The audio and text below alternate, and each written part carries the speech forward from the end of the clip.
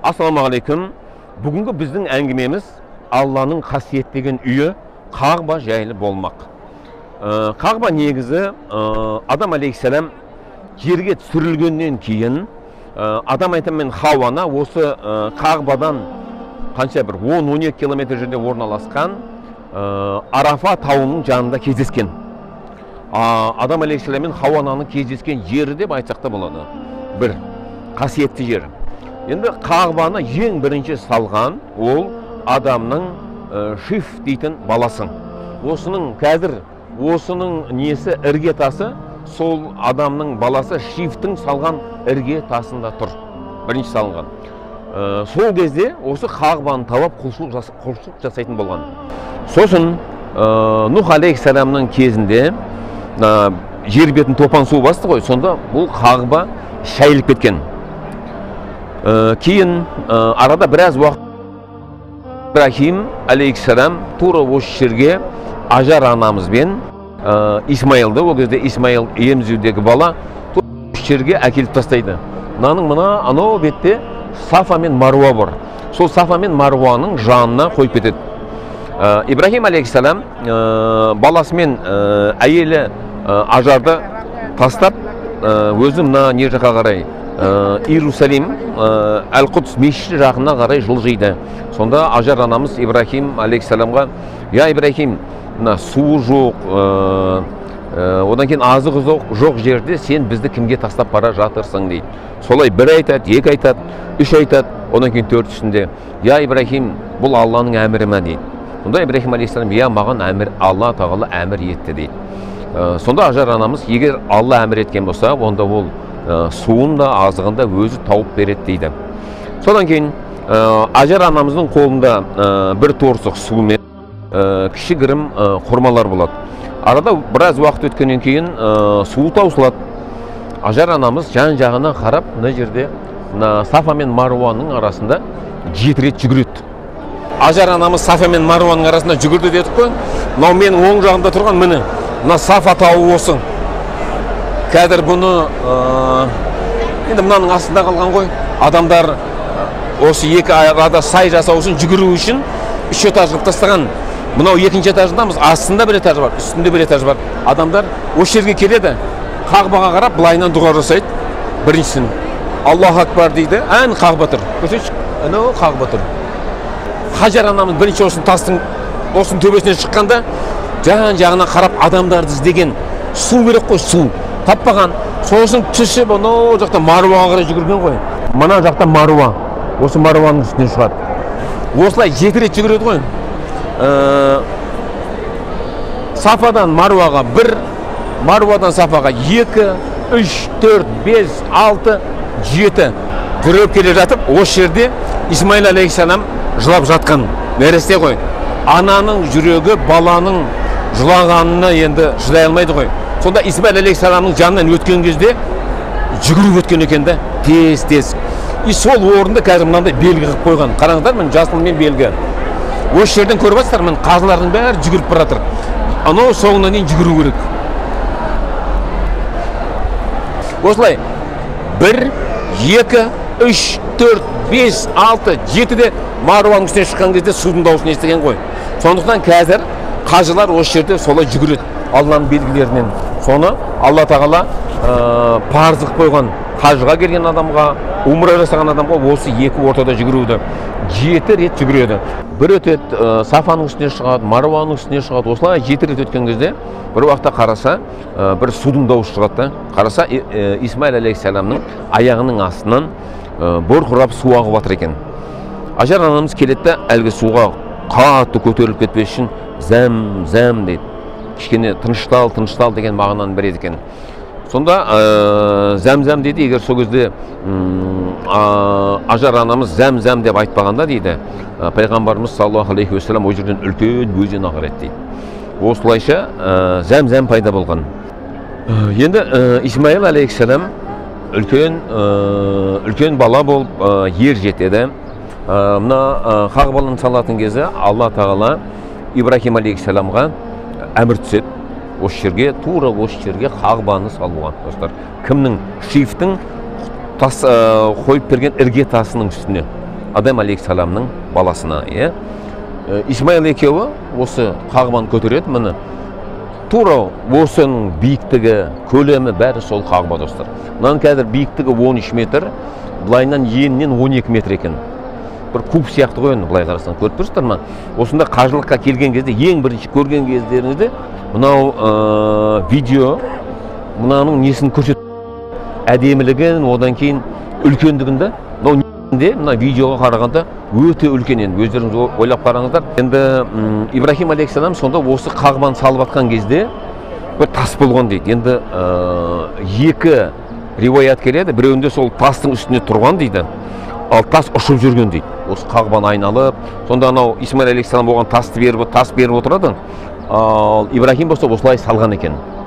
Бұл бір. Екінші версиясы, ана тастың үстінде қазір анау көріп тұрсыздар, мына алтынмен қапталған, соның астында Ибрахимнің ізі бар тас. Сол тастың үстінде тұрып, әлгі несін қараған дейді, геометриясын. Кішкене былайырақ қой деген сияқты соны сөйтіп айтып тұрған дейді. Сол қазір сол тас сақталған, достар, сол алтынмен қапталған. Одан кейін болған оқиғалардан мына бір шетінде, мынандай бір үңірейіп бір орын қалады да, бір сол жерге бір тас керек болады. Сол жерге көлемі жағынан, әлгі размер дейміз ғой, сол размер жағынан сол тасты іздейді. Арыз дейді, бер іздейді, сосын Ибрахим Исмайлға айтады, сен бір алысырақ барып тауып әкеп бер дейді маған. Исмаил алейхиссалам соны іздеп кетеді. Сосын бір уақытта кесе, соның орнында бір тас тұр екен. Исмаил алейхиссалам таңғалады, қайдан келген тас дейді. Ибрахим айтады, бұны маған Алла жіберді дейді. Сол тасты.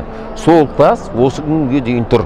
Жерге қажылық жасаған кезде сол тасқа қарап, бисмилля, Аллаху акбар деп осылай қажылар бастайды. Анау жасыл жанып тұрған сол қағбаны көрсететін, қара тасты көрсететін белгі, анау шетінде екен, достар. Ана бұрышында қара тас тұр. Соған бисмилля, Аллаху акбар деп қажылар осылай қолдарын көрсетіп, осы тасты айналады, 7 рет айналады. Сол бір тауап болып есептелінеді. Енді бұл қажыларға Алладан түскен әмір. Пайғамбарымыздың саллаллаху алейхи уассалам әлі пайғамбарлық түспеген кезінде, пайғамбарымыз әлі 40-қа жетпеген, бір 30-дар шамасында мекен. Осы басында қағбаның несі болмаған ғой, төбесі болмаған, потологы болмаған. Жаңбыр жауған кезде бәрі ішіне де су ағады, сыртынан да су ағады. Осында бір үлкен сел болған екен. Не аққанда? Су аққанда, сонда осы қағба не қылыпты, кішкене бұзылуға жақын болыпты да. Сонда сол кезде құрайыштардың бәрі жиналып, мына қағбаны қайтадан тасын өзгертіп, ауыстырып, қайтадан қағбаны салайық дейді. Енді бірінші тарихы бұны бұзуға қорқатты адамдар. Бұл тасты бұзуға қорқады. Өйткені қағбаны бұзуға қорқатты. Енді не үшін? Өйткені үлкен бір оқиға болған. Абраха деген мына Йеменнен бір патша өзінің елінде бір шіркеу салады. Сол шіркеуді салып, осы жердегі арабтардың бәріне мынандай әмір айтады. Енді мына қағбаны емес, менің шіркеуімді тәуап етіңдер дейді. Оны естіген бір араб осы жақтан әдейлеп сол шіркеуге барады да, шіркеудің ортасына үлкен дәретке отырып, жаңағы несіне ана намаз оқитын жағына соны жағып кетеді, қашып кетеді. Абраха соны біледі, кім жасаған? Осы қағбаны тәуап ететін бір арабтар келіп жасап кетті дейді. Енді Абраха ашуланады, үлкен әскерін жинайды, үлкен қол. Соның ішіне бір пілді алып шығады. Осы қағбаны бұзу үшін жаңағы арабтан кейін алғысы келеді ғой. Соны мынау Йемен жақтан шығады. Ол мына бағытта Йемен жағы. Йемен жақтан шығады. Сол жақындап келе жатқан кезде, бұл енді үлкен тарих, мен сіздерге қысқаша айтып өтем. Жақындап келген кезде жаңағы пілі жүрмей қояды. Бұлай қарай басын бұрса жүреді, бұлай қарай жүреді, артқа қарай жүгіреді, мына жаққа қарай жүрмей қояды. Тұр десе тұрмайды. Сол уақытта осы мына не жақтан қара бұлт келеді. Сөйтіп жақындап келеді, бұлт келсе құстар екен, мынау шағалаға ұқсас құстар. Екі аяғында бір шоқтан, тұмсықтарында шоқ. Ана келе жатқан әскерге лақтырды. Сонда Абраханың әскерінің бәріне тимеген адам қалмайды сонда. Сонда мына жерден тиген дейді жаңағы тас, екінші жағына шыққан кезде бұлайнан ойып шығады екен. Әскердің бәрі қашады. Содан арабтар оның алдында қатты құрметтеген мына Қағбаны, ал бұл оқиғадан кейін құрметтер одан да жоғары болады. Сондықтан жаңа бұзу керек деген кезде қорқады бәрі, не істейміз деп. Сонда іштерінен кім деген, Уалид деген бір жаңа көсемдерінің бірі, онда мен бастайын дейді. Сонда жаңағыны немен бұзып атқан кезде, я Алла тағала, біздің ниетіміз сенің үйіңді жаңартпақшымыз, біздің ниетіміз жақсы деп солай бастайды. Бүйтіп бір-екі рет тұрады, жаңағын бүйтіп неғыла бастайды да, аналарға, міне маған ештеңе болған жоқ, келіңдер дейді. Сонда жанында Құрайштар айтады, жоқ дейді, енді сен үйіңе барып түне дейді, егер саған ештеңе болмаған болса, онда біз кірсеміз дейді. Ертеңіне Уалид келеді, бәрі жақсы, ешқайсысы өлмеген, ешкімге қарғыс түспеген. Сонда Құрайштардың бәрі ақырын осыны бұзады. Бәрінің айтқан сөздері, я Алла тағала, біз сенің үйіңді жаңартпақшымыз, біздің пейіліміз жақсы деген сияқты сондай айтып осы Қағбаны бұзады. Сосын Қағбаны көтеру керек енді. Көтеру керек кезде сонда Құрайштар отырады айтады, бұл Алланың үйі дейді. Бұған енді біздің таза еңбегімізден түскен қаржыны жұмсауымыз керек дейді. Бүкіл өздерінің көсемдерінен ақшаны жинайды. Сонда жиналған ақша бүкіл Қағбаны көтеруге жетпейтінін түсінеді. Жаңағы расчеттарын жасайды ғой. Не істейміз дейді. Содан кейін бәрі жетпейтін болғаннан кейін негізінде ұзындығы мына 12 метр емес, шамамен бір 24 метрдей болған болса керек. Жетпегеннен кейін сол жартысын ғана көтереді да, анау жартысының орнын былайнан бейт белгілеп қояды. Осылайнан сол жерде сол белгі бар. Хаджар Исмаил деп айтады. Егер сол Хаджар Исмаилдің ішіне кірсең, Қағбаның ішіне кірсең. Ал адамдар тауап жасаған кезде сол Хаджар Исмаилдің осылайнан айналып керек екен. Осылайнан көтереді, бәрін жасайды. Енді ана тастың орны бар ғой. Тасты қою керек болады. Сонда тасты қоятын кезде арабтардың сол жерде Құрайштардың бүкіл руы таласады жаңағы. Біз жоқ, біздің ру қояды, жоқ, біздің ру қояды. Енді анау қасиетті тас қой. Ол сондай үлкен құрметті, сол бір әр ру өзіміз қоямыз деп таласа бастайды. Сонда таластары мынаған дейін жетеді ғой. Жаңағы Абдуманав дейтін руының адамдары барады да, үйлерінде қойды бауыздап, бір ыдысқа қанды құяды да, Қағбаны келсеп қояды, ішіне бәрі қолдарын салады да, мына қанды көрдіңдер ме дейді. Егер сендер қазір бізге рұқсат бермесеңдер, біздің руға дейді. Онда осы жерде осылай қан төгеміз дейді.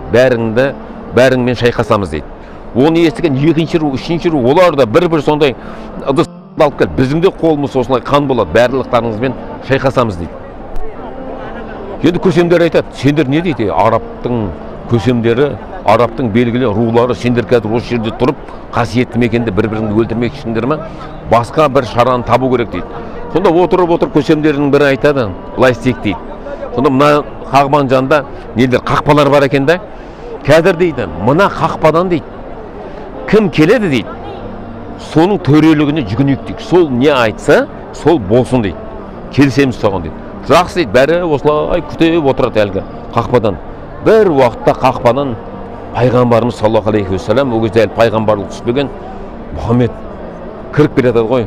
Мұхаммедті көрген кезде адамдардың бәрі, Мұхаммед әмин, ең сенімді адам келді деп бәрі қуанып кетеді Мұхаммед болғанына. Сосын пайғамбарымызға саллаллаху алейхи уассалам барлық жағдай түсіндіреді. Сонда пайғамбарымыз айтады саллаллаху алейхи уассалам, қазір менің шешіміме барлықтарың риза боласыңдар ма дейді. Не айтсаңдар? Риза боламыз дейді. Сонда пайғамбарымыз саллаллаху алейхи уассалам өзінің үстіндегі шапанын жерге төсейді да, қара тасты қояды. Сосын әр рудың сол жерде тұрған барлық рудың адамдарынан бір-біреуін ұстаңдар мына шетінен дейді.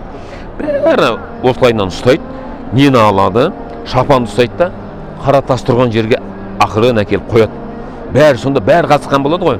Ал пайғамбарымыздың өзі саллаллаху алейхи уассалам жаңа қара тасты алады да, ана тесікке бүйтіп кигізе қояды. Осылай пайғамбарымыз саллаллаху алейхи уассалам сол қара тасты қойған екен. Сол кездеген пайғамбарымыз саллаллаху алейхи уассалам даналығы осыны сүйреттейді ғой.